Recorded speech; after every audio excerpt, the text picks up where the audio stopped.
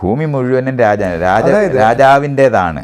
അയാൾ പ്രമാണം കൊടുക്കുമ്പോൾ ആ പ്രമാണം കൊടുക്കുന്നതനുസരിച്ച് അയാളുടെ പ്രമാണമാണ്. ഭൂമി വിൽക്കാൻ പറ്റുമെന്ന് കണ്ടുപിടിച്ചവരാണ് അവർ.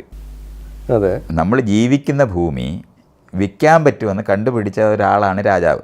അതെ, അയാൾ മുദ്രപത്രത്തിൽ കൊടുക്കുകയാണ്. അതെ, ഇതൊന്നും ഉള്ളതല്ലല്ലോ. ഭൂമിയിൽ ജീവിക്കുന്ന ഒരു ജീവി മാത്രമല്ലേ നമ്മൾ. എന്നിട്ട് അതിൻ്റെ ആ പ്രമാണം, രാജാവ് കൊടുത്ത പ്രമാണം ശരിയാണെന്ന് വിശ്വസിച്ച് ആളുകൾ ജീവിക്കുകയല്ലേ ചെയ്യുന്നത്. അതെ. അപ്പോൾ ആ ചെയ്യുന്ന എല്ലാം അവർ ചെയ്ത് അവർക്ക് വേണ്ടിയാണ് ഇത് ജീവിക്കുന്നതെന്ന് അവരെ കൊണ്ട് തോന്നിപ്പിക്കാനും അവർക്ക് കഴിയുമായിരുന്നു.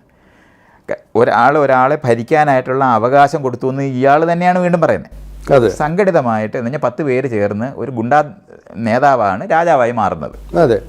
ഇവിടെ എന്തെങ്കിലും ഒരു സാധനം വിൽക്കണമെന്നുണ്ടെങ്കിൽ എനിക്ക് ഇത്ര രൂപ തരാതെ ഇവിടെ ഇത് വിൽക്കാൻ പറ്റത്തില്ല എന്ന് പറയുന്ന ആളാണ് രാജാവായി മാറിയത്. അതിനെയാണ് ചുങ്കം എന്ന് നമ്മൾ പറയുന്നത്. എങ്കിലും